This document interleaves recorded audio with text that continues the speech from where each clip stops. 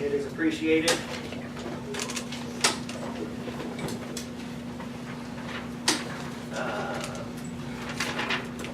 Purpose of the meeting, we've kind of been asked, and I'll get to our role here in a little bit, but basically the reason we're here is to discuss, and I'm not going to read every slide word for word, but if I get real nervous I might tend to read more than I would. So, but the purpose, we're here to discuss information that's been provided to us concerning or related to contaminants, particularly radioactive contaminants present in our community. I'm sure everybody's familiar with what we're talking about to start with, and we'll get into the details as we go.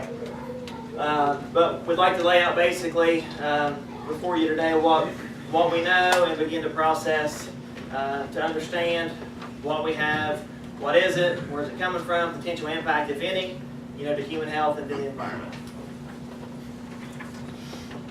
Role of the health district. I've been asked a few times, and our board's been asked, why are you interested in this? Why are you doing this? And the thing that comes to my mind is, we're interested in food safety. We're interested in campground safety. We regulate a lot of things in the health department. So if we're worried about the temperature of food on, one of our local food buffets, we hear something about transuranics at a school, we have to take that serious. Just like we do a food complaint. Somebody complains about something, we go check it out. Somebody complains about a swimming pool, we check it out. So this is no different to start the process of, our involvement in seeing what's going on and where we go from here. Mission and vision is also on. There's agendas in the back. If nobody got the agenda, we can send those out if anybody needs them. We've been around almost 100 years, and again, our role is to protect not only community health, public health, but the environment. So mission and vision's there. And if we wouldn't have a meeting like this to at least get the information out there to discuss, we're not fulfilling our mission and we'll never see our vision. So that's, to uphold those. So mission to improve the quality of life of individuals and families in Pike County by preventing disease, promoting health, and providing environmentally safe surroundings. Vision to see Pike County, our county, as a healthy community, living, working, playing, and learning in a safe environment.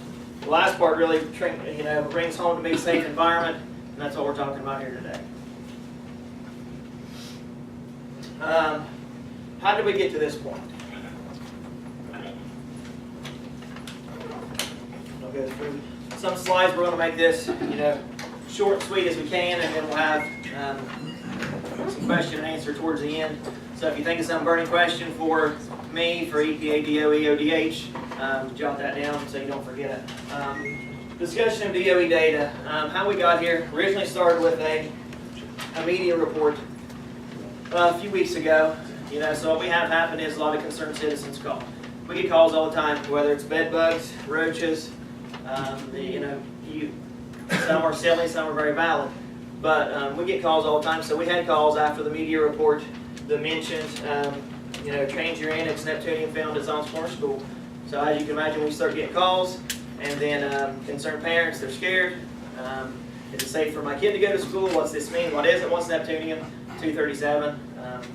Unless you might remember it from school or college, but probably haven't heard of it, depending on what you do, unless you're involved in that field. So we got the calls, and then the next step for us was research. It's on the periodic table. What is it? What's it mean?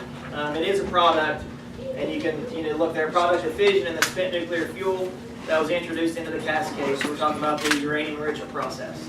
It is a known carcinogen and most oftentimes enters the body through ingestion or inhalation. So that's just a real quick snippet on what Neptunium-237. There's other isotopes. The one we're talking about is 237 today. So we start doing our own research, looking into it just like we would with any other, contamination event or nuisance or whatever we're investigating. Leads us to the ACER report. This is a 2017 report that DOE releases, and they send it to public partners. Question is, why are you talking about something from 2017? That's when we get the report. So all this is 2 years behind, and that's, so if the question is, why do we have it? Why are we talking about it now when it's 2017? Because it was released, the beginning part of the year. Page 418 specifically mentions, this is on the ACER report, these are all public documents. Neptunium-237 detected at Zahn's Corner School. Okay? And again, this is what starts kind of our process. So we got to figure out where did it come from, why is it there, is it harmful, what does it mean? That leads us to a little more research. Again, reviewing public records, mainly DOE reports, 2001, 2002. Those reports, and again, DOE or we can be specific, but we can give you the reports, they're public record, and I'm sure DOE would be happy to provide you with these as well. Concerning transfer of land where the current on-site waste disposal facility sits. So these two reports we're going to talk about, that's what it's for. States basically Neptunium, and there's some highlights there, but I'm going to just go over a few other things that's not up there. But as we started looking at these reports, it's it's a very compelling possibility, that we started to kind of put two and two together. These are developed by DOE for submission to the EPA, like I said, for a land transfer. DOE's soil sampling identified multiple contaminants, and these are all listed, including transuranic elements, plutonium, and neptunium. These are not our reports, these are DOE reports. Further in these reports, the DOE states affirmatively that they were the source. So we have neptunium on the site. Where did it come from? DOE says it was from us and from our operations. Again, public record, that can be reviewed at any time. Kind of hit those 3 points. Then it leads us to, again, this is just our research, just like with anything. So we get down to the 2015 record of decision. Page 2-6. This basically, the first 3 paragraphs gives a history of the contamination, what's there, where did it come from, and it's all explained. So I'm not going to go into a lot of details. That can be at a later time. So they identify contaminants present in scenarios encountered that could have resulted in the release of those contaminants. This is again from the ROD, the record of decision. Transuranic elements, including neptunium, were identified specifically. But then at the bottom, this is a quote directly from page 2-6. Leaks and off-gassing from process gas equipment or components being repaired or replaced resulted in the release of airborne uranium, transuranic constituents, fission products, which we talked about fission with Neptunium-237 earlier, fluorine and hydrogen fluoride gas. Again, that's from the DOE report. That's actually from the record of decision, which goes along with the 2001 and 2002 reports as far as us doing our background on, what's there and what does it mean. Okay, summary to this point. I know I've talked fast and skimmed over a lot of stuff, but I'll read this word for word because this, if you didn't pay attention or if I'm already boring you, this is where we're at. DOE, we have DOE confirming the presence of neptunium on the location of the on-site waste disposal facility. DOE details that neptunium, says it was present in their process, further explained pathways from their system to the environment, and finally DOE identified their operations as the source. This is not me, the health department, anybody saying this. This is DOE in 2001, 2002, and then 2-6 in the ROD saying this is what's there, and this is how it got there, and we were the, it's from our processes. So that gets us to, how could it get from, the plant? I grew up here. I've been here my whole life. The 8 plant's what I typically call it. So if I refer to it as that, that's why. So born and raised here. On-site waste disposal facility construction basically is what we're going to talk about here. So how did it get to the air monitor at Zahn's Corner School that's some 2 odd miles away? You start looking at this research kind of, brings, you come full circle, and it's not hard to at least give a logical explanation to where it potentially could have came from. Now, whether it's harmful, what's that mean? What that means, we're not saying, but we put 2 and 2 together, and this is kind of what we came up with.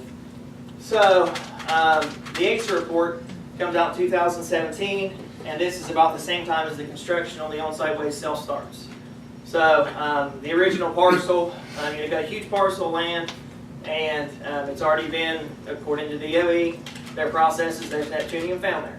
So if you've got massive excavation done, ground clearing, earth moving operations, soil staging, what do you think is going to happen when you're dozing? I know some people in here that know a lot about excavation. What happens when you're dozing dirt? It was in the air. It was in the air, a lot of dust. Drive by, massive amounts of soil being dug up, placed in piles, moved around, bulldozed, to be to all in the for the purpose of creating the cell. Then the buildings and stuff is left, tear it down, and just rough, a very rough summary of what the cell is for. Tear the stuff down, put it in the ground as opposed to shipping it out west. Is the idea. So. Again, we mentioned the dust. So we already got Neptunium there. Is it really a stretch to say that the Neptunium that was the hit at Zahn's Corner School came from dozing excavation at that site? That's why we're here. You can make your own assumption and conclusion on that, but we have to at least, based on our research, just like with anything we're doing, to say what the plausible cause or what makes sense on this contamination. Again, so can we say, in the health department, can anyone say, is it a certainty that the Neptunium came from the site? We can't say that it's a certainty or that was 100% where it came from. Is it reasonable to assume that? Absolutely. Absolutely. Are there other logical sources from where the Neptunium could have came from? We don't know of any. So maybe that's something that can be talked about in the question and answer sessions. So, so that's where we're at up to this point. So this comes back full circle to the press release. Out of an abundance of caution with a focus on our jobs to protect health and environment, we did the press release, which we call for the cessation. Stop doing what you're doing at the on-site waste disposal facility. Just err on the side of caution. We're saying it's potentially this. It makes sense to us. Stop what you're doing and figure that out, and then let us know if it's safe. And then maybe a different plan going forward. It's not anything different than what happened out in Hanford. If you're familiar with out there, there was some off-site contamination. They shut everything down for 15 months. So it's not unreasonable to ask, hey, stop what you're doing, figure out if this is a problem, and if it is, what do we do about it? So again, we kind of hit those points already. So at this point, I'm going to give DOE, Department of Energy, EPA, ODH, just time to respond to that information. And if anyone wants to start, you're more than welcome to. Thank you, Matthew. I'm Greg Simonton from the Department of Energy, and I'm prepared to talk about some of the aspects of the ACER, particularly the air monitoring program. The air monitoring program that we have established as part of reporting requirements from the DOE orders. I don't have the order off the top of my head, but we do an annual report that summarizes the material that leaves the site on an annual basis. We have an air monitoring network of about 15 or 16 air monitors around the site. Those sites are chosen not by happenstance, they actually are chosen based on logical pathways for where material can travel to or to leave the site, and so you have the distance away from the site. The placement is all done based on some modeling and some scientific research and basis. And you go to the property owners to try to get as close to the ideal locations for each of our air monitors. Those air monitors run 24/7, 7 days a week, 52 weeks a year. They run so that we can gather data to make sure that what's leaving the site, if anything, is safe. In this particular case, we had 2 detects for Neptunium-237 in the month of October of 2017. So one was at the location mentioned earlier. The other was about 5 miles west of the site on Camp Creek. So those are different directions, and so that makes some information, makes you think about. Jeremy Davis will talk about some of the levels, but the actual air monitoring program itself, we have these air monitors are essentially about this tall, and they will suck air into the top of them, and they run through a filter. Those filters are changed on a weekly basis. We take those and collect them, and on a monthly basis, we have them analyzed. The analysis comes back and allows us to make sure that there's nothing out there that would be harmful or above or even approaching the levels that we're allowed to have released from the site. If there ever was an issue, then we would be able to take action appropriately and rectify whatever that situation was. In this case, the levels weren't deemed to be at any level that was actionable or require us to do anything off-site. So we just compiled, like we've done for about 30 years with the ACER. It's compiled throughout the year. We do a summary. You end up with the ACER report. It does take, a long time. I guess the point is, it's 2017 data, but if there were a problem along the way, we would know it. We'd be able to address it. We would notify the right people, and we would take action. The levels here, Jeremy, I'd like for you to help me address that. I'm not really a technical person, but this is put in place. This is to make sure that what is leaving the site is not even approaching the limits. If it does, we start taking action. And it's a protocol, and it's just, it's there to protect you, also to protect us, to make sure what we're doing is okay. Jeremy, do you want to talk about the levels? Sure. So my name is Jeremy Davis. I know a lot of you folks in this room. I've been down at the plant for about 17 years, and what Greg said is correct. We have 16 monitoring locations located around there are 6 on-site and there are 10 off-site. 3 of those monitoring stations, there's one on McCorkle Road, there's one at McCorkle and Taylor Hollow Road, and there's also one located adjacent to the research center. And there's also the one in question, which was the one next to Zahn's corner school. So the ACER report is very clear. The result is 0.00015 picocuries per gram. Now, the dose calculations weren't performed on that particular air monitoring station due to the fact that an on-site monitoring station had levels that were higher. So the dose calculation for that, the air monitoring station that was located on-site, yielded a result. If you were to live at that air monitoring station for 24 hours a day, 365 days a year, your dose would have been approximately 0.00046 milligram for that entire year. Now, Greg referred to the actionable limit. So EPA, they're here today to talk about their actionable limits. That their level is 10 milligrams per year in an ambient air monitoring. So we were well below the reporting criteria to push us into an action. That's the reason there was no action taken to notify anyone, because this level was extremely low that we found in this air monitoring result. Now, saying that, I did also want to talk about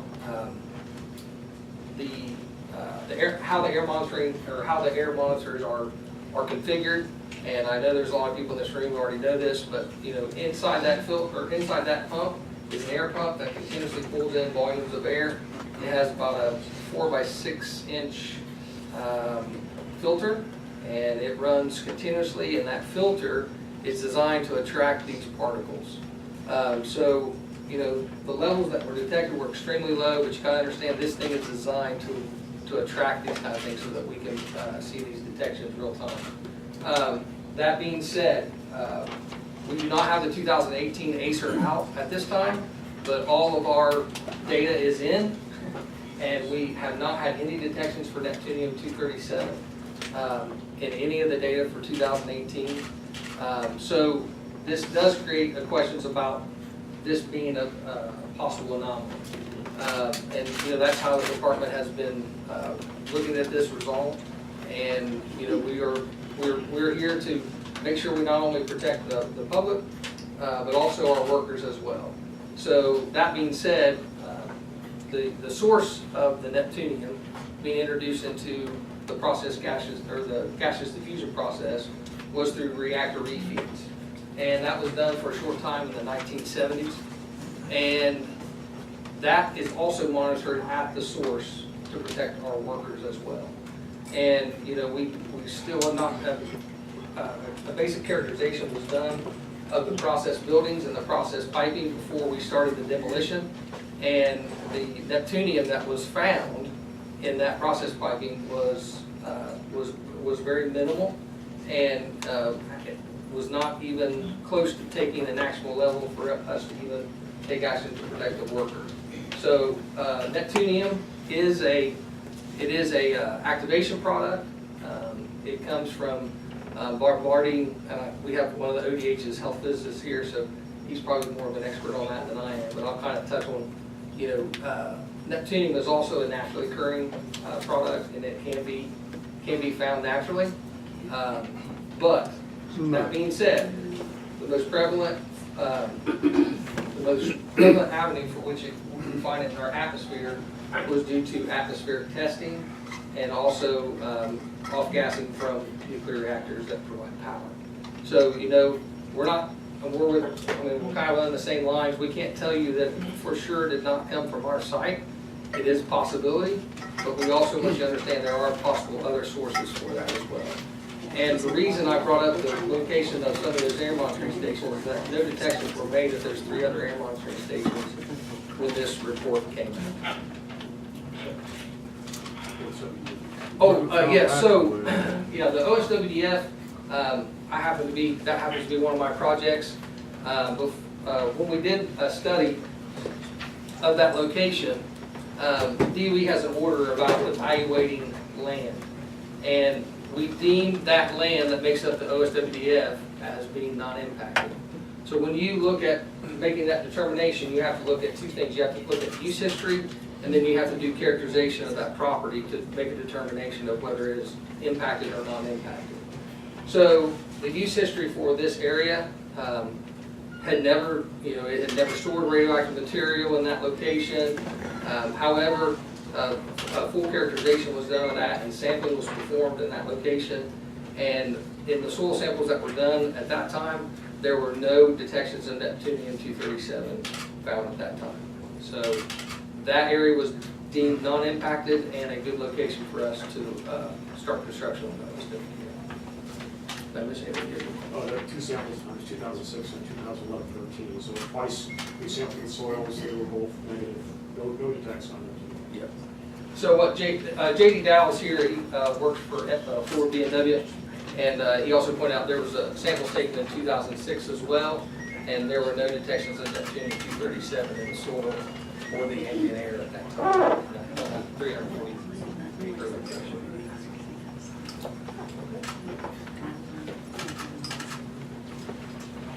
Anyone from EPA, ODH, have anything to add to that? Welcome to. I guess I just have one question. I have one question and answer. See, there was 2 hits according to the 2001-2002 report. 2 hits of Neptunium, 2 of plutonium on that 340-acre parcel. So do you have a map that can say where the hits were, that's not in where the waste cell is? Yeah. I have a report here. I'd like to look at it. I'm not concerned with 2006 and 11. I'm concerned with the 2001 and 2 report that says, your report says Neptunium and plutonium is on that 340-acre parcel. I guess my question is it located within the 100 acres roughly or is it off somewhere else? Matt, I'm not aware of that report that says that there is for Neptunium. I'd have to read it. Yeah, I can get it to you. I mean, This is the historical site assessment for those that get pre-construction activities. If you look, there's a map on there of all the locations at the table. Okay. This is, and I don't have that to pull up, but like we stated, the 2001 and 2002, this is the DOE report that says, 2 hits, where those hits are within that 340-acre parcel. We couldn't tell because the EIC Center, who holds these records at Delta Denver Center, couldn't produce that public record for us. So that's why we couldn't actually look, but there were 2 hits in 2001, 2002. I'm not concerned with after that. That's what I'd like to clarify. So ODH and, yep. I want to clarify something. So in 2001, there was an ambient air monitoring detection of Neptunium-237. Was that report referred to or soil sample? I can get you that. Yeah, I mean, you guys have the report, but I've got it handy, so I'll send it along. So that's something we need to figure out. No, if we have, we'll find it. Yeah. Can I ask a question? We'll do questions and answers at the end. So we'll do this part, and then you're welcome to ask as soon as we get to that part. I kind of jumped the gun, but 340 acres is like reasonable, we'd like to ask them. okay. Yep. ODH again, EPA, good. Okay. Okay. I guess there's a question about what the dose rate calculation truly means. So in comparison to what a person experiences in a normal everyday life. You know, a person flying in an airplane, getting dental x-rays and that kind of thing, you'll take in about a dose of 600 milligrams each year. That's just, you know, just going about your everyday life. And this result that we had was... From uranium or Neptunium? From radon, We're talking from all of that put together. Oh, Yeah, from all that put together. Thank you. Yeah. So the result that we had was 0.0046 millirem over an entire year if you were to live at that air station. So, you know, this is a relatively small dose, and we just want to point that out. So if everybody has a smoke detector in their house, if it's an ionizing smoke detector that is has an americium source in it, you know, it gives off, it decays over time into Neptunium-237, and then, you know, in 1 year you could experience a dose of possibly 1 milligram just from that smoke detector in your house. So, Is the Ohio EPA here? yes. Are they gonna weigh in? They're not going to say anything. We've not had a finding of fact. They've taken What's your name, sir? $3.5 million from Doe on this site. You've Yeah, covered we'll up the get fact to that the four question and dwellings. answer. They'll have a chance, they'll have a Well, I would like chance to them to address say it. Yep. something. Yep. I'd like to know if someone from the governor's Let's get to the office end is and, here. yeah, we'll stay with it and I'd they'll like have a to chance to know. respond. Yep, there'll be a question and answer. So we'll get there. EPA's on the agenda. Good to go? I'm going to ask Elizabeth Lamerson to come up. There'll be a PowerPoint. Pull that up while.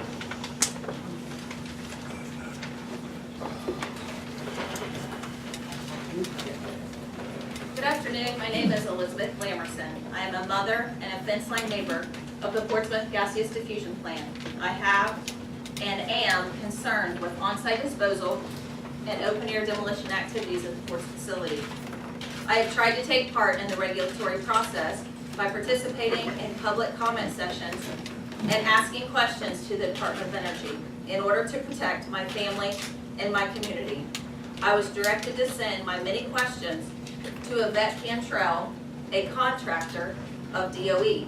My emails date back to October of last year, and I had questions way before that. I've been to public comment sessions. I've gotten 0 answers. So far from Yvette or anybody, I have received 0 responses to any of my questions. One of the many questions included asking for air modeling information that will show the community will be safe when these buildings are demolished and waste will be placed in the disposal cell. This information has never been received. This led me to take matters into my own hands and purchase a professional grade air monitor to ensure protection of my family and my community. I also began working with 2 subject matter experts that work to analyze samples collected around the community on a pro bono basis. Various samples were collected around the community. The data will be explained by the scientists. I want to introduce Michael E. Ketterer, PhD, chemist, research specialist in studies of uranium and transuranics in the environment, and Professor Emeritus at the Northern Arizona University, and Scott C. Sichaney. He's a radiochemist. He's worked at Lawrence Livermore National Laboratory, Pacific Northwest National Laboratory, the United States Geological Survey, among other places. So please welcome Michael and Scott, and they are on the phone because they live out west. So, okay, are you guys there? Yes, I'm there. Hello, everybody. I'm Michael Kennedy. We're good. Yes, you there, Scott? Yeah, go ahead. Okay, well, good afternoon, everybody. I have some ties to Ohio. My late parents lived in Summit County for 40 years, and I still have nephews up there. And really only recently I've learned anything about the site in Piketon and problems associated with it. So I want to tell you about some of the studies that Hey, Michael. Scott and I did in collaboration. Yep. Okay, could you speak up if you could? just if you can. Yeah, That's okay, better, that's better. I'll hold the phone, is that better? I think, is that better? Was. It was, when you were talking into it, it was louder, yeah. Okay, let me continue. So I have a PowerPoint presentation, and we'll go to slide 2.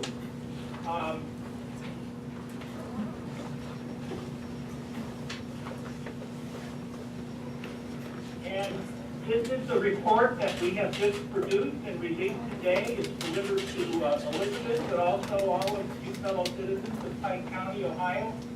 We completed a pro bono study, which means we were not paid, and we won't accept any money for doing this work. So Scott and I have worked with Elizabeth, and we're very grateful to Elizabeth for being the boots on the ground and collecting the samples and so on. And here's the title of our study, Investigation of Anthropogenic, that means human-caused, uranium, neptunium, and plutonium in environmental samples from the vicinity, of Piketon, Ohio. So if we could go to slide 3, this is kind of an overview of what we were doing. We got the samples from Elizabeth, and we performed an analysis at Northern Arizona University in Flagstaff. Scott and I made a couple of trips there. And we are specialists in what you might call nuclear forensic approaches. So we're doing the same kind of work that some of the best laboratories in the U.S. as well as the world do to investigate, say, sources and activities of nuclear constituents. So the kinds of questions that we're looking at are summarized on slide 3. This is the text that is right from our written report, which is being released today. So the question first off is, can we find non-naturally occurring uranium? Uranium is present everywhere in nature, and I can find some in my backyard, and you can as well anywhere in the Earth's surface. But we're looking for non-naturally occurring uranium.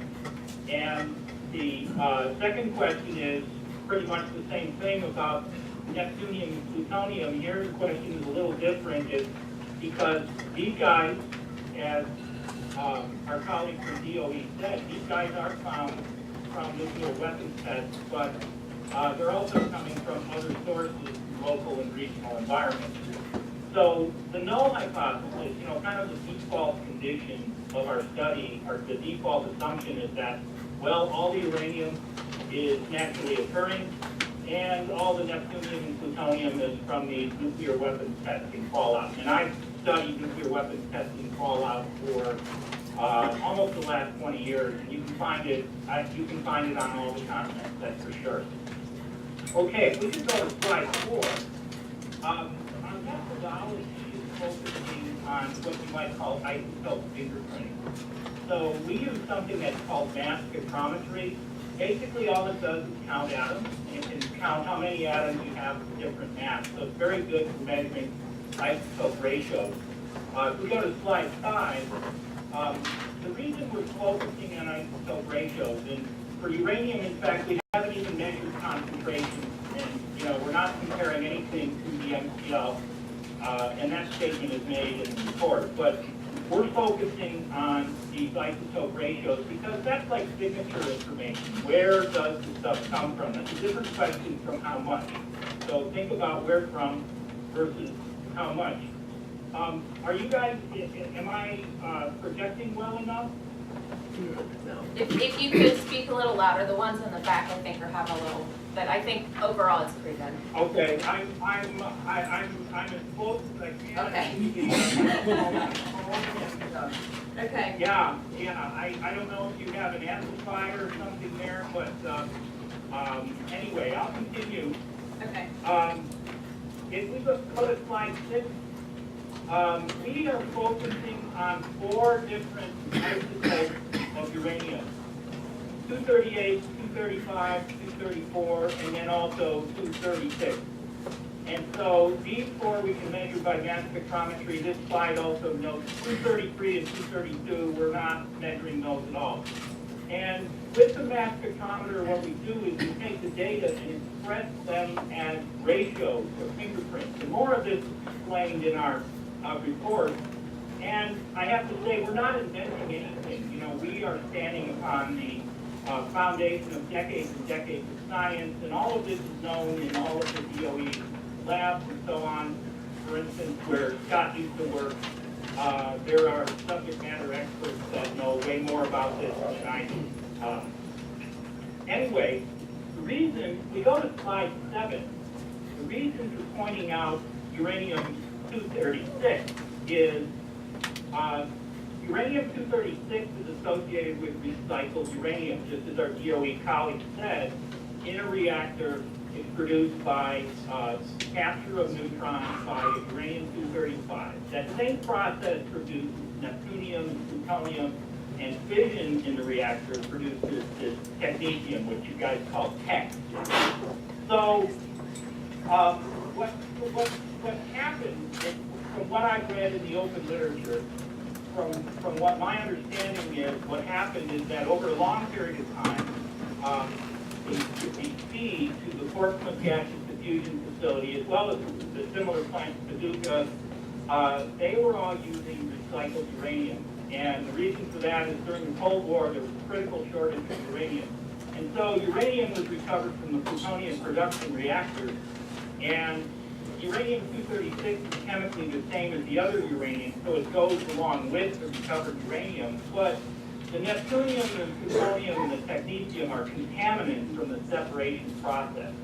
And so those all enter the feed of the plant. Now, it's probably classified as to what happened when, but you know, it's my understanding that this was an ongoing activity. Okay, if we can go to slide 8, I'll show you a little bit about how to think about and interpret. And I believe in graphical information, so I'm trying to show you things graphically. This is standard practice in the field. You look at mixing, what are called mixing plots. And these are just two ratios plotted one against the other with a common denominator. So 235 over 234 or 238 over 234, something like that. You make a plot, and we focus on what are called end members and mixing lines. So end members are the pure components that would be mixed together. And mixing processes are what happens when you mix those together. So slide 9 shows the mixing line, and it works like this for pretty much any pairs of ratios. So the line between those two red dots is the mixing line, and the red dots themselves are the end members of different compositions. So if you have something that matches an end member, it plots right at that end member on this diagram. If you have a mixture of those two end members, then you get a point along that line. Now, on the other hand, if you have something else, another source that's different, you know, completely different, then it's plots somewhere else. Usually, it doesn't have to, but usually it does. Okay, if we can go to slide 10, I want to show you here some of the sources that we relied on in this work. And this is, on the left, is what we're calling the Moody study. So this was done by Livermore National Laboratory, and this is DOE-funded work. And what Moody did was to collect samples from internally in the Portsmouth Gaseous Diffusion Facility and also the Paducah facility. And this was done in the 1994 era. The report was published in 95. So Moody's samples are from 1994, and they collected materials and they characterized all of these isotopes. So we regard the Moody report as a pretty good description of an end member. You know, it's indisputable because it came from the facility and was done by DOE. It's an end member for what might come from ports. Now, the issue is it's just a snapshot. It's 3 samples from a vast facility, and it's only, you know, one single point in time, but it's the best guess that we have, you know. That's what I can say.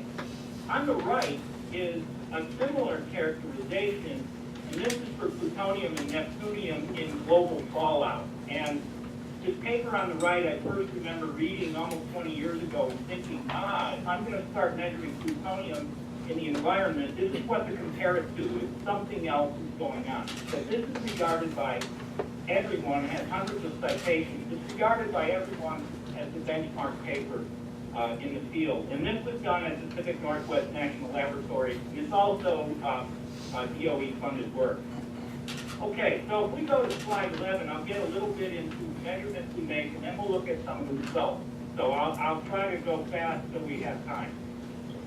So mass spectrometry counts numbers of atoms, and it's very graphical.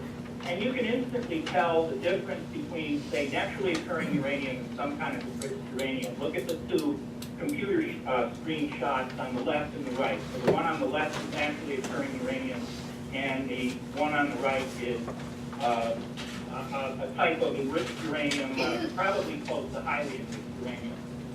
That one is from the Nuclear Fuel Services outfall going into the Nolechucky River in Tennessee. But anyway, we're on slide 11. Hopefully, you're at the same spot, Elizabeth, and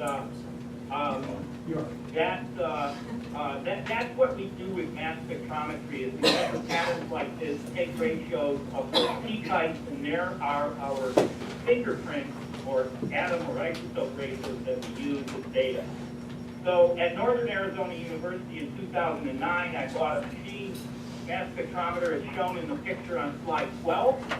So this is the exact same instrument that Scott and I were using in Flagstaff to collect these data that came from the samples that Elizabeth collected for us. And this will measure uranium isotope ratios, and we also have a radioactive materials license at NAU to measure plutonium. And I have the capability of doing that there, which I'm grateful for.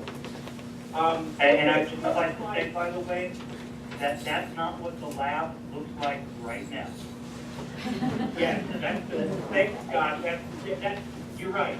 That's the, thanks for the interjection. That's the first day it came out of the box. If you go back to slide 12, you can see the boxes from the instrument in the back. It's actually been moved to a different room. But anyway, let's see. If we go to slide 13, I found this picture on the internet. This is an aerial view of the Portsmouth Gaseous Diffusion Facility.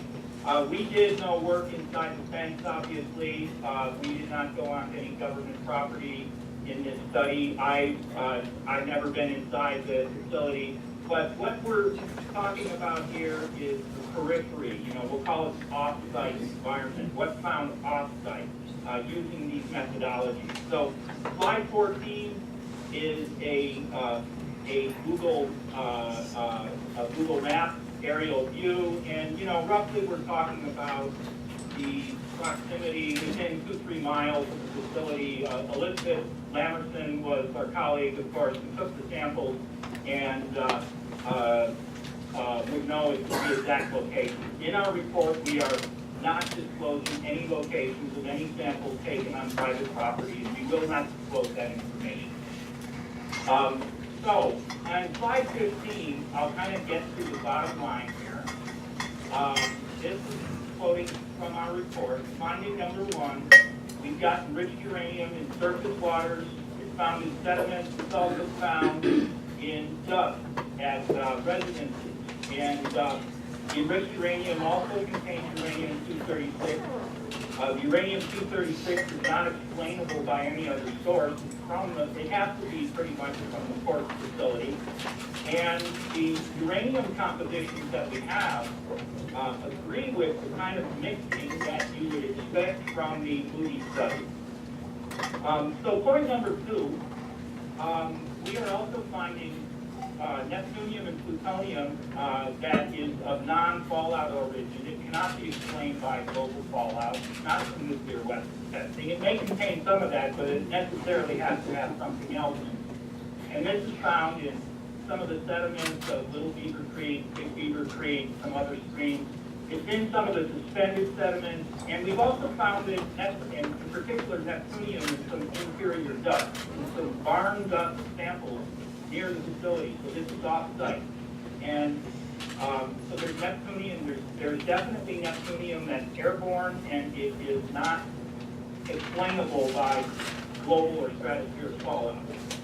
And we are again relying on results of Moody and results of Kelly, DOE-funded studies to make these characterizations. Number three, we were talking about the landfill construction area. We have some samples of some of the suspended sediments that were collected from the creek during, near where the landfill construction area is. I don't really know the geography, and I've never seen these areas, but this is my understanding from Elizabeth of where these samples are from. What we found in those suspended sediments is some non-fallout Neptunium. So that, to me, is saying that there's a probable source of Neptunium-237 in the surface materials within that creek drainage basin. Number four, we have found some enriched uranium within some of the dust inside the local school, and we also find enriched uranium is fairly prevalent in many attic dust samples, including we have some from a residence that was actually constructed in 2007. So this is, something that post-dates when the facility was actually in process operation. My understanding is that peaked in 2001. So to the last point, I think that the assembled evidence says that, and I'll use the word to a reasonable degree of scientific certainty, that it's the port facility that's responsible for what we're seeing in the environment. And I can show you, if you go ahead to the last couple of slides, this is all in the report, and I apologize to everybody that, this report is not really very readable to many people.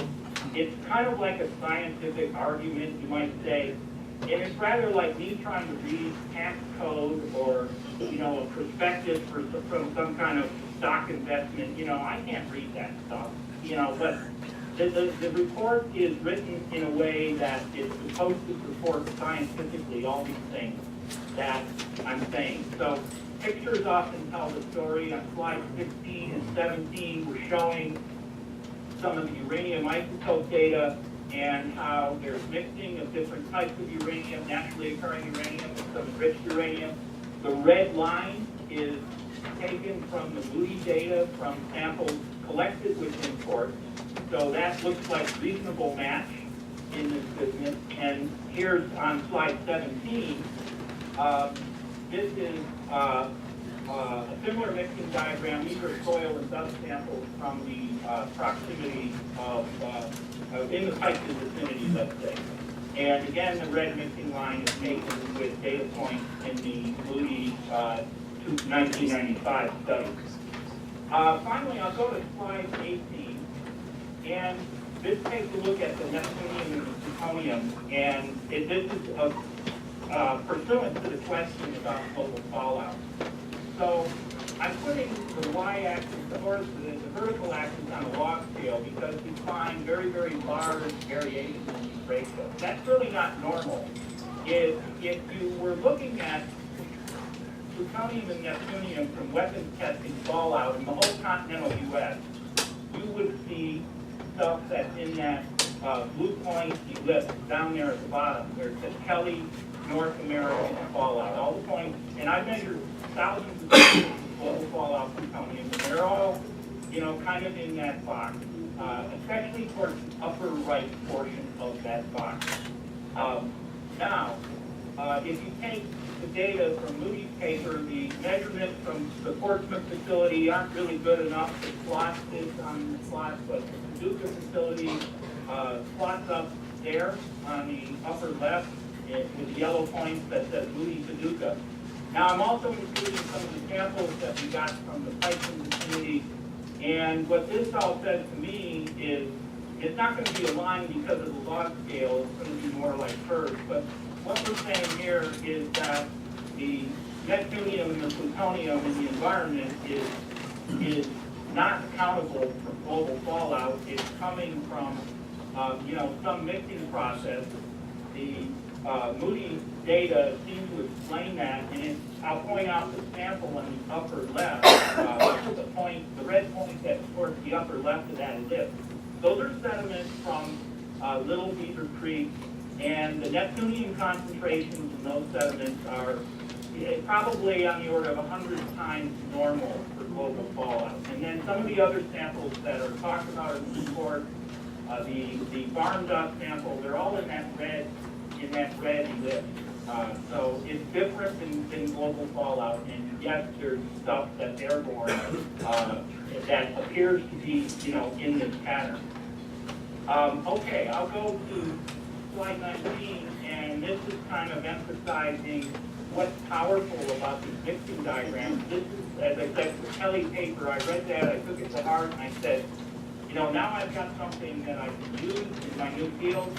And just draw your attention to the last 3 lines. And you see something, Kelly is talking about something in a slightly different context, but the same words kind of ring true here. If something else is going on, you're going to get data points that are so far away from the mixing line that they will be obvious. And that's my opinion here today. So that pretty much concludes my remarks. I have a bunch of acknowledgments to make, especially to Elizabeth and all her fellow citizens of Pike County that were cooperating with taking samples. I'm grateful to my co-author Scott for putting up with me and some of our really good discussions and also contentious arguments. I'm very grateful to Northern Arizona University and the state of Arizona for supporting my work.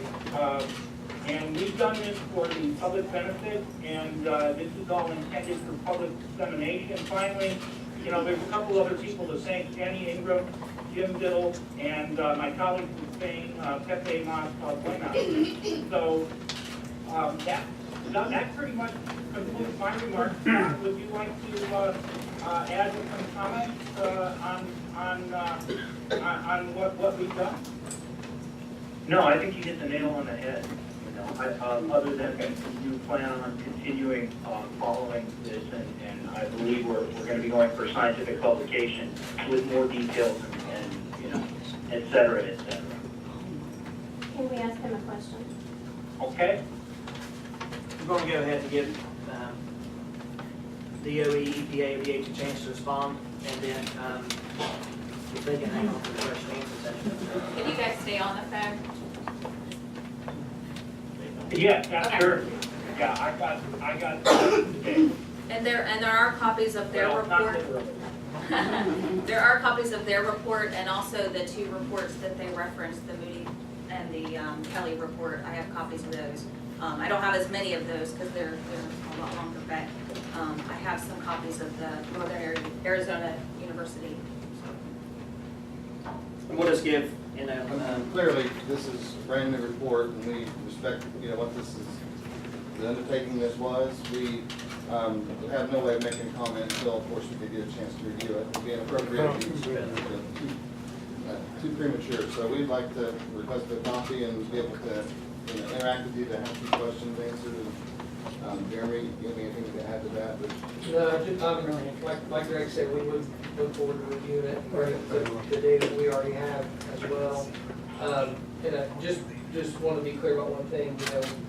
We're not saying that the Portsmouth Gaseous Diffusion Plant is, it cannot be the source. We acknowledge that, and that's why we do the monitoring in the first place. And look forward to reviewing the report to help understand the data.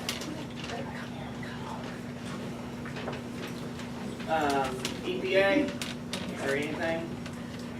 Still gonna be quiet. Okay.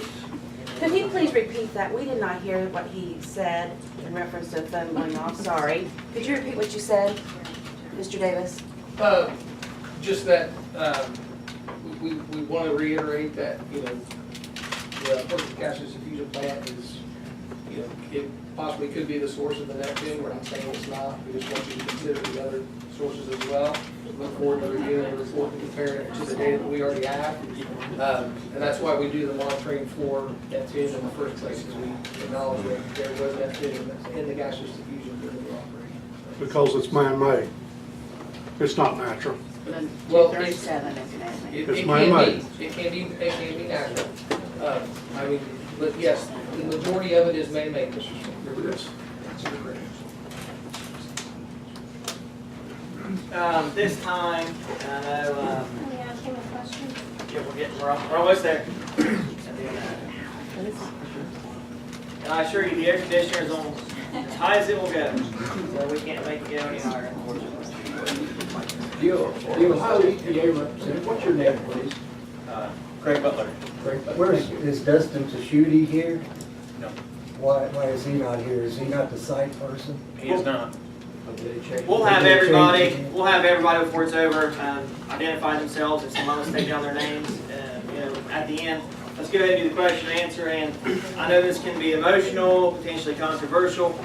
Any questions need to be respectful. If it gets to the point where it's a mob activity, we'll just end the questions, we'll do a final statement, and then everybody can enjoy their Saturday. So we'll do this roughly 15 minutes, as long as it stays professional and in a manner that it needs to be. So if you got a question, you raise your hand. Who are you addressing? And we got one in the back we'll start with. We'll see how this goes. My name is Jim Parker. My wife and I have lived here with our children for more than 20 years. I'm a hospital CEO, so health and well-being of people is right at the heart of my concern. I do have two questions, one for the Department of Energy, but in general, is there anybody from our congressman's office here today? Yes, sir. What's your name? My name is Teresa Lewis. I'm Regional Director for Congressman Brad Winston. Nice to meet you, Teresa. Yes, sir. I was a candidate for the United States Congress 3 times and won Pike County and Sauter County, came in second all the way to Cincinnati a couple times with no money and no help. I did it by going out and knocking on doors of people that I care about. My family and I live as close to where we're standing right now as Commissioner Blaine Bateman does. Fair statement, Blaine? I think we all live by... Yeah, that's a fair statement. Okay. There is scientific evidence. This is to the Department of Energy. There's scientific evidence that I've heard you produce your report and then say that you're not a technical expert, and I understand that. Then you presented a technical expert who talked about anomalies. What I didn't hear you talk about was that this radioactive substance was detected in the air inside of a middle school where parents of children are here today. I think that what the health department has asked you to do to cease operations until this can be better monitored and better understood is a reasonable and respectful thing to do. I've been to the OSU building where I've heard people speak about this back when we had a former congressperson. I've been to city council in Waverly where you've come and you've talked about it. And now I'm here and I have not said a word. What is happening here is inherently wrong, and it is dangerous for the health and well-being of the people who live near where it's happening. What will it take for somebody in the Department of Energy to listen? Now, I'll go a step further. Don't worry about what I do for a living or what I did. But we have a 3-year-old granddaughter who lives minutes away from where that substance was detected in that school. So I am speaking up today. What will it take? So, my daughter goes to school at College Corner Elementary, which you probably already know that. And I just want to clarify, the air sample that we took, we did not take any samples inside the school. So our sample was taken across the street at our monitoring station. We've not had a chance to review this data. We can do that and get back with you, but it's not my decision to make that call of ceasing that. But I understand your frustration, and we are looking into it. So. I've been listening to the Department of Energy talk about how they're going to look into that for years and years and years. And what does it take? People are dying. People died. That evidence has been presented. I've seen this woman over here present that evidence. I mean, what does it take to do the right thing? Well, sir, I can tell you, being a local citizen, I want to do the right thing as well. I understand that. That's All I have to say. Thanks, Jim. We got two, we'll do the very back. Yeah, my name's John Markley. I'm a resident of Jackson County, but I work in Pike County, so a third of my life is spent here.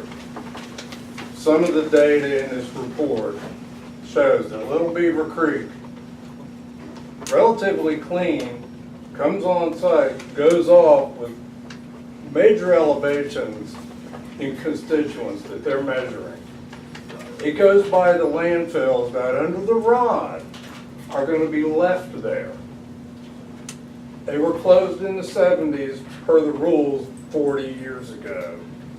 This evidence indicates that these landfills may be leaking, polluting the waters of the state of Ohio, our waters. I think this constitutes grounds for reopening the rod.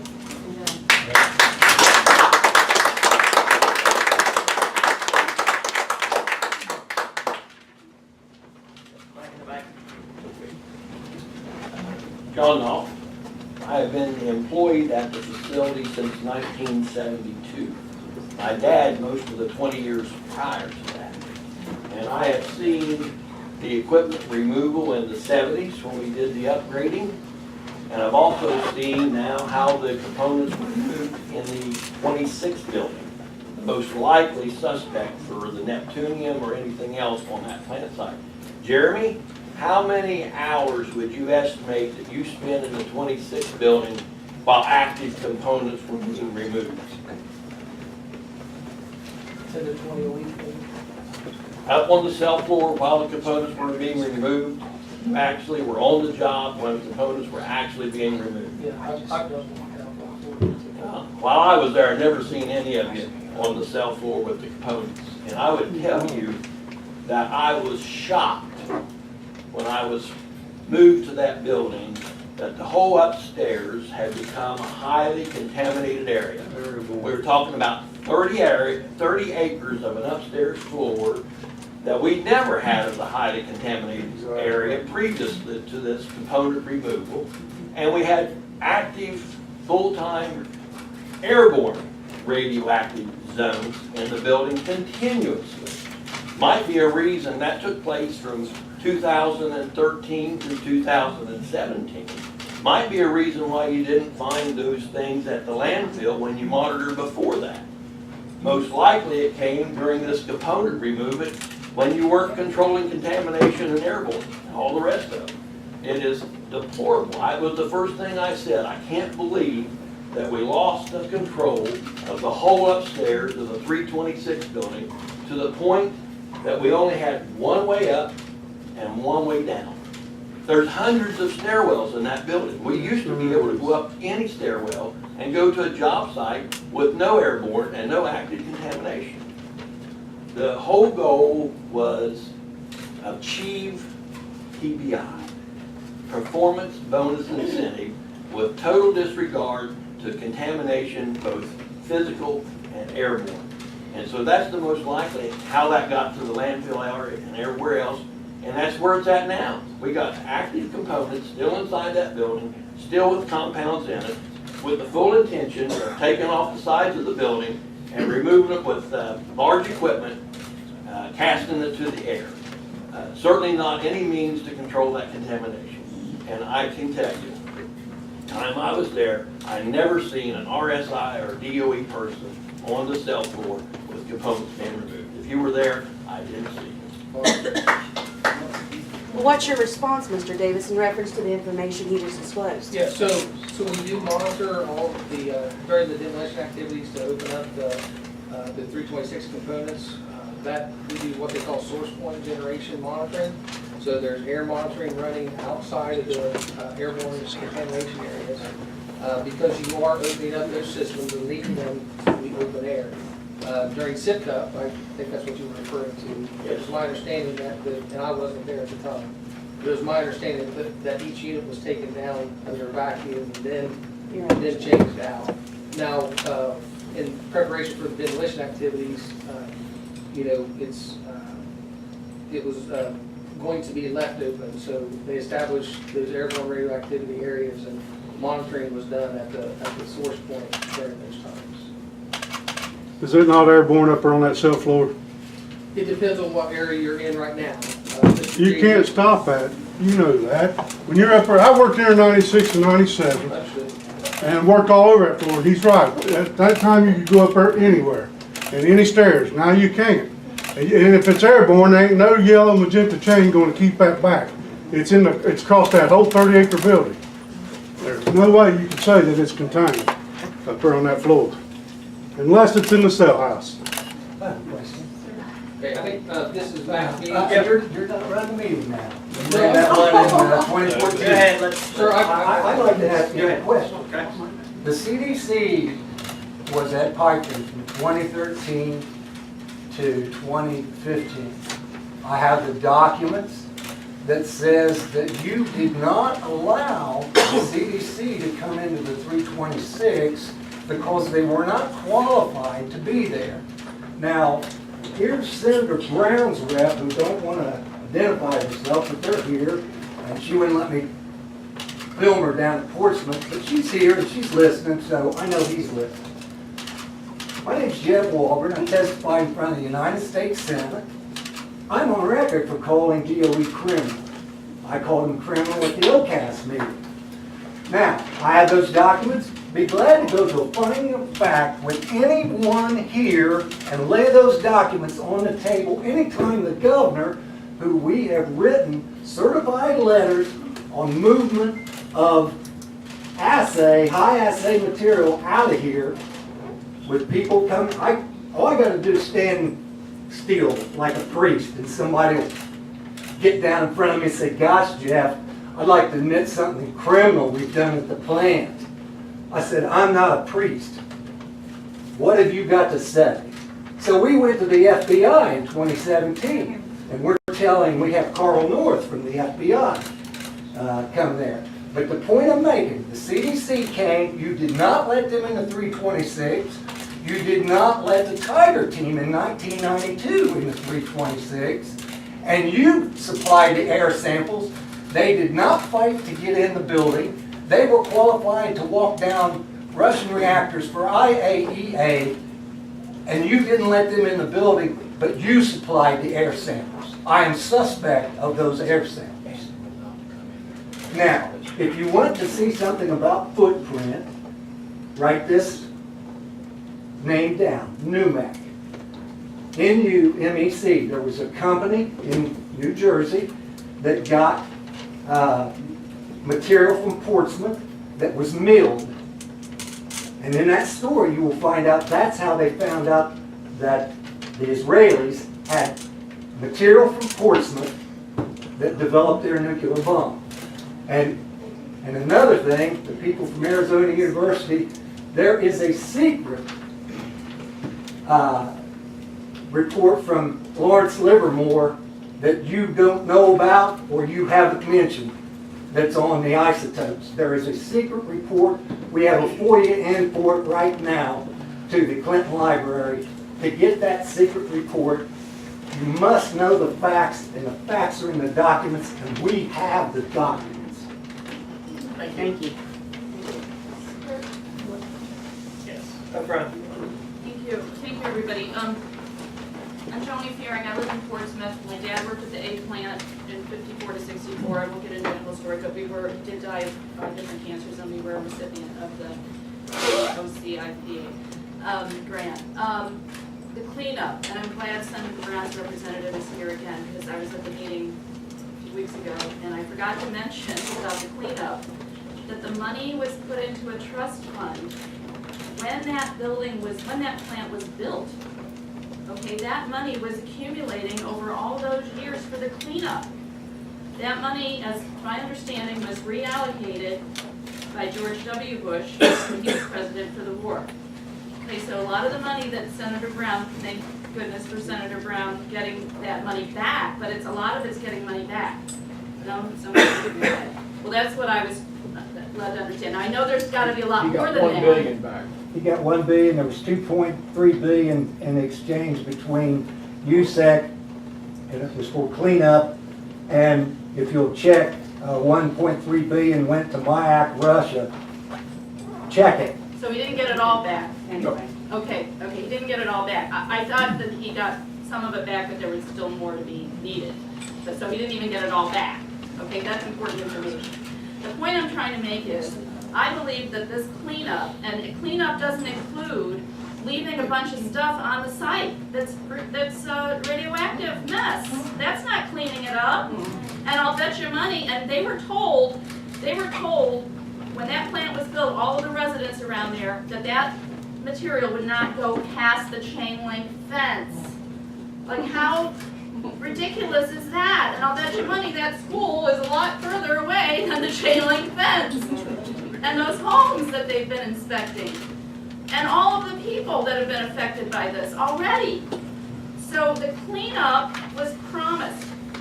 That stuff has to go outside of our area because we're too wet. We get too much rain. We're also in a tornado zone. You know, there's a lot of reasons why, and all that depleted uranium sitting outside in those big canisters. What is that about? So the cleanup that was promised, now we have done our fair share. We've done our fair share. Too many people have died. Or too many people are sick. Southern Ohio has done their fair share for this Cold War effort and the safety of our country, and we can be proud of that.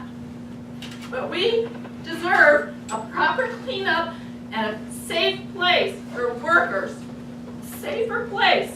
Now that may never be completely safe, but it can be up to industrial standards where an 18-year-old, anyone younger than 18 still can't go on the site, but at least it's a safer site than what it is now and what it has been.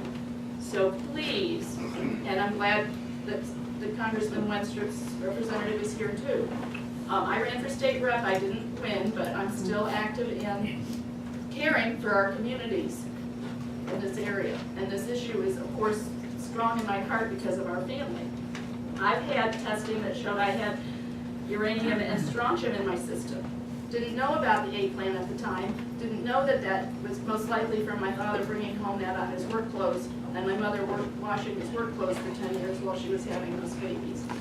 So, you know, this is promised. We don't break promises. Well, the government does all the time, but thank you for letting me speak. My state hat. You guys have anytime you want to respond to anything, you're all going to stand up and respond. My name's Larry Thomas, and I work at the plant, 46 years. And you in your presentation, you mentioned that there's certain levels that you guys monitor, that if it reached it, you had some kind of contingency plan. So has that ever happened out here at the plant that you know of? I do not know that answer. Yeah, I mean, never, because I work on those monitoring stations. I know where they're at, and I know all about how far away they are. I never know, and maybe you could, and that's something you could put out, is what do they look at? What all the different type of chemicals that you're looking at from this monitoring station? And also, if there was something that came out, what kind of contingency plan are they? What do you have that's out there that's protected the people, the community around the plant? I mean, recently we just had a fire that was strongly smelled miles off plant site, but yet nothing was ever, not hardly even talked about, much less any kind of a thing done. And so, again, I ask you, what kind of a plan are they, and what's the limits, and has it ever happened? I've been out there 46 years, I don't remember ever hearing it, so. I don't know the answer to the question if it's ever happened, but we are going to, first of all, on the data, we're having a section in our upcoming public availability sessions, which are early or mid-May, 14th, 16th, and then the following week on Tuesday and Thursday. We will have a section with boards that has information broken out from the ACER to start discussing that and getting that into the dialogue. Also, after the event in the you referenced the fire. We are going to also make a presentation, develop one that will be given out. Probably take us a little bit to get it together, but to discuss what we sample for, but also action levels, what actions we take at different points. We've made a commitment to do that presentation as well. So we're working on that presentation, and we are going to have information broken out on the ACER, so it's not just laying there report on the desk and walking away. We're going to start addressing that in the upcoming public availability sessions. So you're saying. Up front. My name is Wina Colley. I'm a whistleblower since 1983 on the Piketon plant. I'm also a downwinder of this Piketon plant. Press is a long-standing organization that's been here. We have been gathering documents since 1986. I blew the whistle on the plant in 1983. I had a lot of health issues. We broke every major story at this plant about plutonium being at the plant in '99, about the Huntington plant being buried on the site. And we had a public forum on March the 18th. We invited all these people, and none of them showed up. We released documents on the plutonium and the transuranics. We also have documents on OSHA. It's a NIOSH or OSHA report that tells you what's in every one of these buildings that these workers are working in. Neptunium, plutonium, arisen, California, technetium 99, you name it, we got it. Not only that, we did a study and released a study in 2005 about the 340 acres. Marvin Rezikoff, who has been studying this facility for 30-some years, he said that area was contaminated with plutonium. We released that document in 2005. So this is continuing and continuing a denial. The air monitorings that they put around the plants, according to a GAO report, they did not have enough monitors. And the monitors that they had were not placed in the right position to pick up uranium, technetium, fluorides. We have a huge, huge release of fluorides at this facility. We actually doubled the standard in Oak Ridge and Paducah because Ohio didn't have a standard for fluorides. I think the fluorides is how all this stuff has gotten off the site. We have a lot of particulate matter. Fluorides is not being addressed. The school, we addressed it a long time ago. So these people have let your children go to this school and not let no one know what's happened. We addressed all the contamination that's going off in these creeks. We took samples, the EPA took samples, nothing. They continue today to let this happen and pretend like it just started yesterday. It has started since 1952, 53, 54. It's no big secret. And we're not in a plane getting radiation. We're getting plutonium from the plant. The workers are sick, the communities are sick, and right now, my Facebook has a lot of people from this area who are talking to me about their family cancers. We had a study here that we took up once before. We knocked on door to door. You have a huge problem in this community. We have a huge problem in our community. I live probably 15 miles south of this plant. It's horrible what they've done, what they've let these people get by with. And I know, I've been speaking out for 35 plus years, and I know that they are criminals. What they are doing to us is a criminal act. And I also am hearing about this way south, that they're in such a big hurry to get it done, they're not putting clay liner on some of it. Can anybody address that? We will build it per the specifications that were submitted. You're building 16 of them, right? 12. Okay. Aren't you in a big hurry to get some of them done and not using clay? And people getting big bonuses to do this? Thanks, Vina. We're gonna keep it less accusatory, and if we get to the point, as long as it's productive, we'll keep going a little bit longer. If we get to the point, I see a lot of people waiting, hang on, where we can submit questions. So if you have questions, if we don't get to you, because we're not gonna stay here till 9 o'clock, submit those. We will publish those. Okay. So back. I'd like to go back to the gentleman that was on the teleconference call, what he said.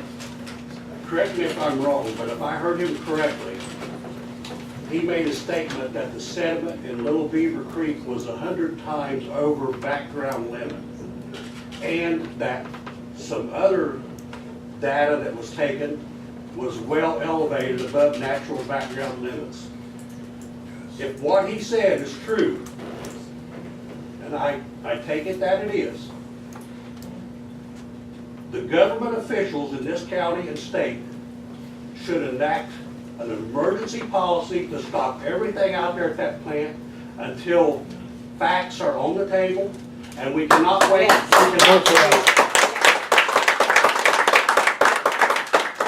We cannot wait on government bureaucracy. I know how long it takes the government to put a report together, and I appreciate what Jeremy said. Jeremy and I are lifelong friends. I respect him very much. But I know how government bureaucracy works. And we can't wait that long. If what this gentleman said on this teleconference call is true between him and Elizabeth, something needs to happen immediately, and it's up to our government officials who are elected to represent the constituents of this county and this state. Senator Brown, Portman, our county commissioners, you're put in office to represent us. Not for. And we want this thing stopped, and we want it stopped immediately until something is proven true or false about this data. Absolutely. We'll do a few more. Let's make sure the questions, and these have all been good. Let's make sure. Let somebody else Stands talk. on oxygen here, let him talk. Hang on just a second. Let's make sure the questions concern what we're talking about today and not, not a lot of accusatory stuff from years past. We'll keep going. Go ahead. Yeah, my name's Charles Lawson. I was at the 2014 waste cell meeting here in Waverly. And one of the statements, and here's why I'm asking this. DOE stated that there was no cracks in the bedrock. And then in the report in the addendums, it says that the bedrock was cracked both vertically and horizontally. And that the EPA took $3.5 million, was given $3.5 million. Now, I don't know why they were given that money, but then they were given a waiver. And they say they're within 50 feet, EPA, I believe the law says 200 feet. I may be wrong on that. But now, if you look at the plot map, they're literally 20 feet from the Tage River aquifer. Now, they said in that meeting that that liner will last 1,000 years. Plutonium-239 has a half-life of 28,100 years. That's a lot greater than a 1,000-year liner. And that liner, I believe, is almost identical to the one that was used at the other two plants in Ohio, which are already leaking because the groundhog's eating holes through them. I'm not trying to be silly. I'm just trying to be factual here. And with that problem, they're saying the 5 counties around here are the ones that should stakeholders of this. And I disagree with that. And the reason being, that Tage River aquifer flows all the way to Virginia. Those people should have a say in it also, not just the 5 counties around it. This will be 1,000,000 times worse than the Love Canal incident. Because once we lose our water, we have no water. What am I supposed to do with my home? How am I going to sell it if I have no way to even flush my toilet or wash my clothes? These are issues that we tried to address at the open meeting. And Maria Galani said, if they do as they say, we will go with it. But now that we know that they hid the stuff in the addendums, to me, that's a violation of the permit already. And I feel that Ohio EPA, and I'm not saying this as an excuse, because there may be a reason why they paid them that $3.5 million. But to me, that's suspect. And with DOE and what has happened in the past, we've had incidents that I have documents before, where they have falsified radiation records on equipment going out and on the people. That is documented. So why should I believe what they're saying? Okay. Thank you, sir. Thank you.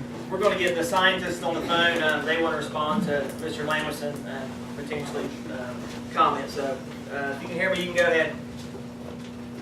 Yes, this is Michael Ketterer again. I wanted to, basically reinforce what the gentleman in the back of the room asked about the Neptunium concentration in Little Beaver Creek. Indeed, your understanding is correct, and it's detailed in my report. In Scott and I's report, what we found was a concentration of Neptunium that I would say it's on the order of about 100 times the normal expectation for global fallout, and it's very abnormal for other places in the continental U.S. It's the parent source is the Port facility, and I also comment in my report that I compare my data to the DOE's own data from 2014. There's a ACER report, and they measured the same concentrations in different units, and I compared them so that we're not looking at apples and oranges. And what the DOE measurements are pretty much in agreement with our recent samples from the creek. And what the DOE report basically says is that this is well below levels of concern. I think the point is this is a very, very unnatural condition. And if I can say one more thing, that same 2014 DOE report, which is referenced in our study, talks about 14 kilograms of uranium per year coming out through the creek and through the drainages of the port facility. And that's all going into the what you guys call it, the Scioto River and then the Ohio River. It's all going downstream. Is he aware of that twin report of Lawrence Livermore? If he's not, I'll get him details on it. Because there's a hidden report that's marked secret. It's marked secret. Okay, thank you. What's yours? I just want to say that I haven't really heard anything unexpected from DOE. I appreciate you showing up and talking and being the messengers, but I think that as a citizen now, I'm more interested in what do my county commissioners have to say. Mr. Miller made a very public statement in the last week or so that has said more on this topic than I've heard from our other commissioners, past or present. And so my feeling is that you're on the clock now, and it's time to get off the fence, and there's no longer any question about what your stance should be on this issue. And we expect representation as citizens of Pike County and not representation for Fluor or anyone else that is a billion-trillion-dollar corporation operating out there. So I appreciate the statement that Mr. Miller made, but I'm very interested in hearing from the other two because we are done. I think the citizens of this county are done.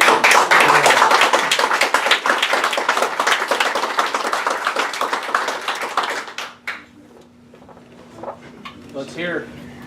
Well, I will, probably not a great idea for me to get up, but I haven't shied away from this,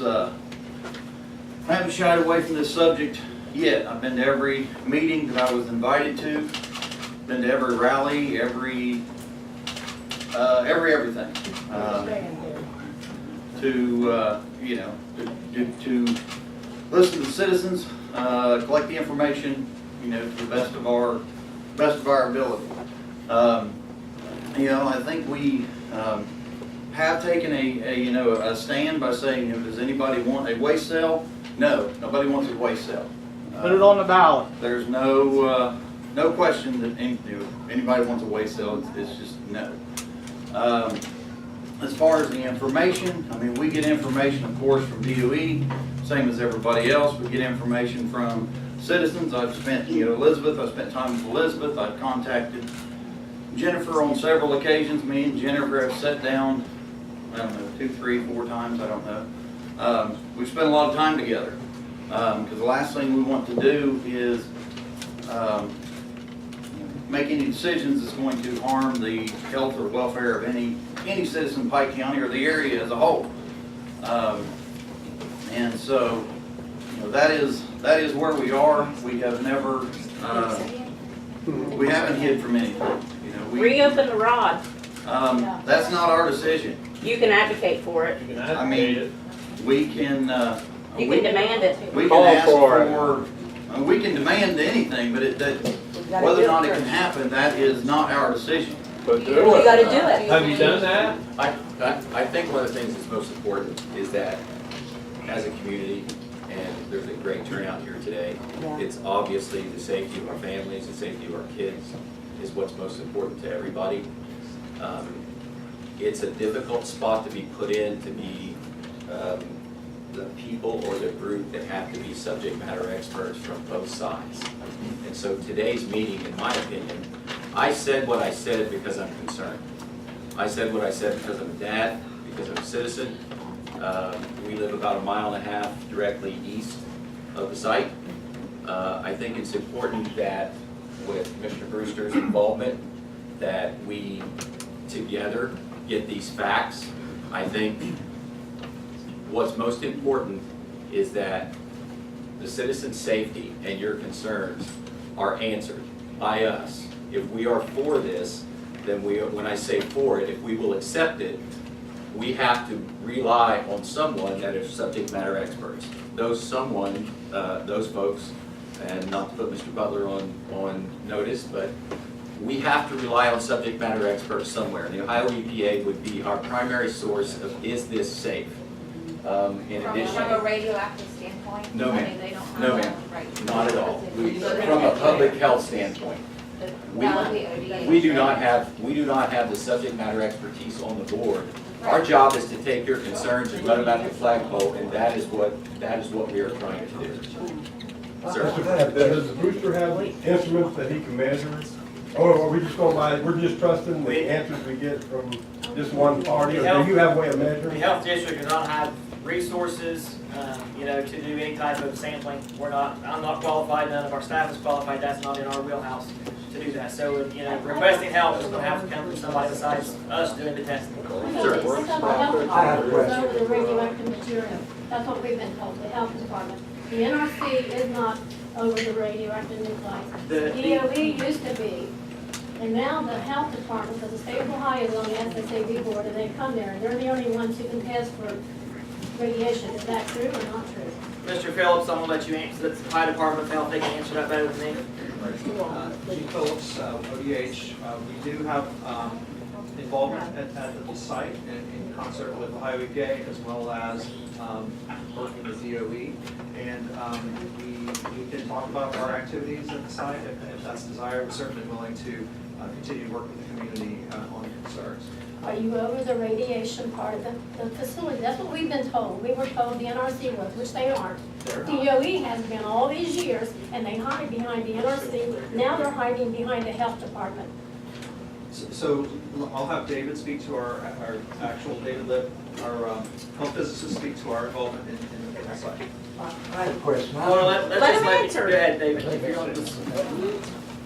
And just as a reminder, this is the first, depending on what this looks like going forward, this is the first of several meetings. So we're not obviously going to get to everybody's question. We'll hear from everybody. We're going to do the best as we can. But we're going to go ahead and let ODH speak again. Okay. I'm David Lip, health physicist with the Department of Health with the state. The site's a federal facility. We're a state agency. We don't have jurisdiction on site to do that. So we're saying DOE, right? It's a DOE site.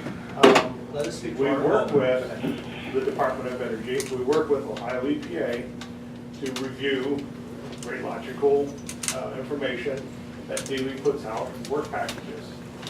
That's kind of the limit of our current interaction with the state. We can't go on site by ourselves and do inspections. We can't go and take samples on site. We can work with DOE to do confirmatory for release of parcel 1. We did walkovers with our own radiation detectors. Again, we don't regulate the federal sites. Who does then? The department is a Department of Energy site.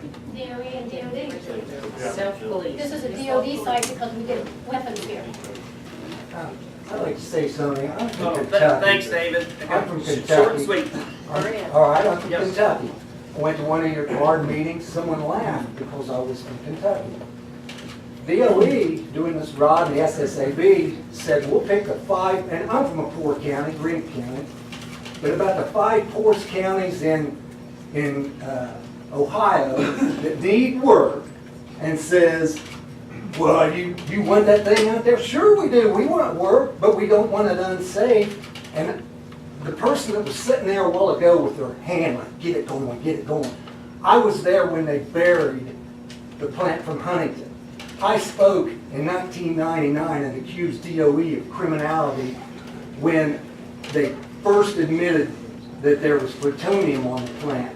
Now, they attacked my colleague through the newspaper and said, why, we've always said that. 1999,